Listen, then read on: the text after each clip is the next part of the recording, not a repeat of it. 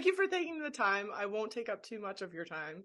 But we do have to talk about that 90s show because it comes out this Yes, week. we do. I'm Yeah, so excited for everyone to see it. I consumed the season in, I think was it 2 nights? Yeah, it was 2 nights. An absolute joy to watch. But thank it comes out January 19th, and you and Deborah Jo Rupp reunited. You guys are executive producers on the project as well.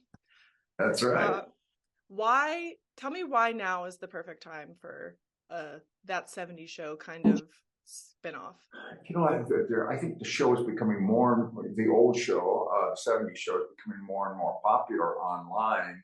And so it seemed like a good time to kind of boost it up a little bit. And what better way than to, have new kids in the basement. Yeah, and I think it's a good way to kind of reintroduce that 70s show to an all-new audience too, because the spin-off series, without giving too much away, touches on all of the things that you would want to see from that 70s show, like in a reboot, but Yeah.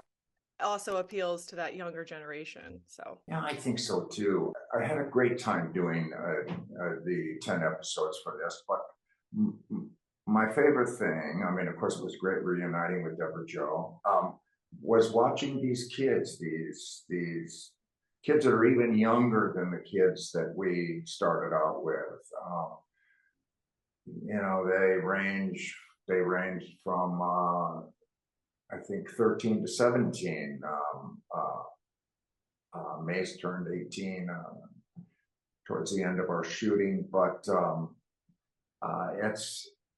I think before Mila was 14 for the pilot, and then 15 from then on. And but these kids are younger, and they're so impressive. They're smart, but they're very easy to work with. They've just got a great work ethic. All five of them. They show up on time. They don't mess around. They know their lines, and yet they're fun and bubbly and having a great time. So it's it was very, both Deborah Jo and I were so enthused by the kids, I think. that's great. And then that's a great segue to my next question, which was how you've worked with, they were kids when that 70s show started, right? And then you're working with a new batch of kids for that Uh-huh. 90s show. Does your approach to working with so-called kids change at all over those years? Or how was it working with this cast versus that 70s show cast? Well, in some ways it's the same, because my attitude towards with kids, young people, is that you treat them like professionals, and then they respond as professionals. If you start talking down to them, treating them like they're kids, they'll behave like little kids. But I have one thing I forgot to mention, especially in terms of talking about their work ethic and everything, is our director, Gail Mancuso. She was our director for, I don't know, the first 7 episodes. And then we got to have Laura Prepon direct for a couple of shows, which was great fun. And very exciting to see her do that.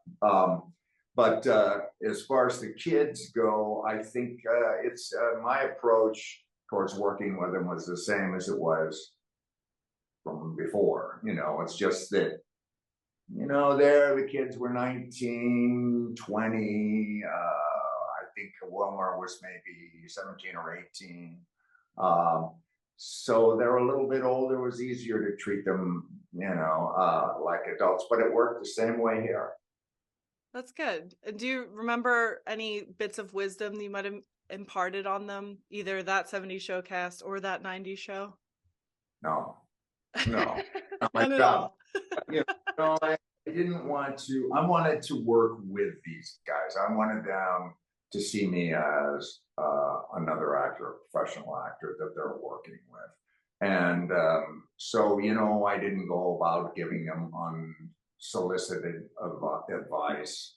And I didn't really ask for much. They would work together as a group, in the basement or off on whatever adventure the group had. And then individually, for the most part, they would come and maybe have a scene with me, a scene with Deborah Jo, a scene with me and Deborah Jo. And you could tell they were always more excited to do that. It was something different for them. And so that was so much fun to see.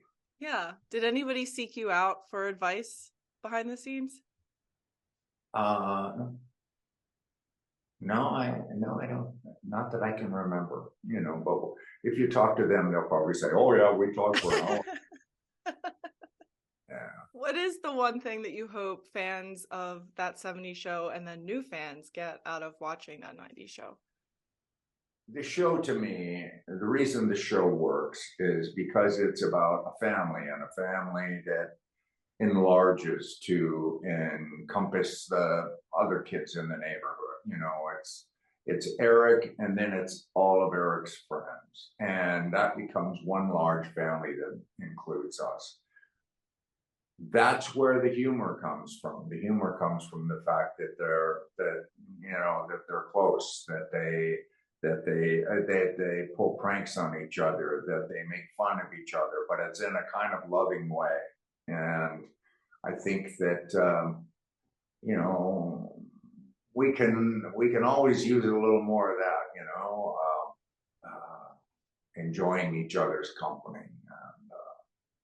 And it used to mean a lot to me, and still does, but I used to hear more of it when people would come up to me and say, gee, that show was so important to me and my dad, because that's kind of, I would get this from girls in particular, women, that my dad and I, it was one of the few times that we could get together and enjoy something together. And so we watch your show, and that always meant a lot to me, when you can when you touch people in that way. Sure. Well said. And you, I will say, you are up there as one of the most iconic TV dads. How does that feel to be considered on that list of high-ranking TV dads? Well, it's a great list to be on, and I'd be very proud to be on it. Thank you. And I know a lot of planning and meetings and other people have to be involved in this decision, but have there been whispers and talks of a season 2, possibly? Well, we know Netflix is that was me knocking on wood. Netflix is very excited about the show. You can tell they've given us a really great publicity, sending off, and that's been very exciting, and we're very grateful for that. I've been on other shows that just, especially streaming shows, that they don't get anything. I don't know how they expect people to find it, but Netflix has been really great with regard to that, and so it's made it so much more fun to be working for them. But as far as, yeah, sure, there's always, I think we're going to get it, yeah. It's all people just talking through their hat, but we'll see what happens starting Thursday. It's also going to be different for me in that sense of, for this kind of show, for sitcom, to have them all come out at once, as opposed to once a week. It just seems like boom, and it's over. It's not, of course, but I mean that's kind of a way in which that's kind of the way it feels. Maybe that just means you'll get your answer about season 2 a little sooner. Knocking on wood for you. Same thing.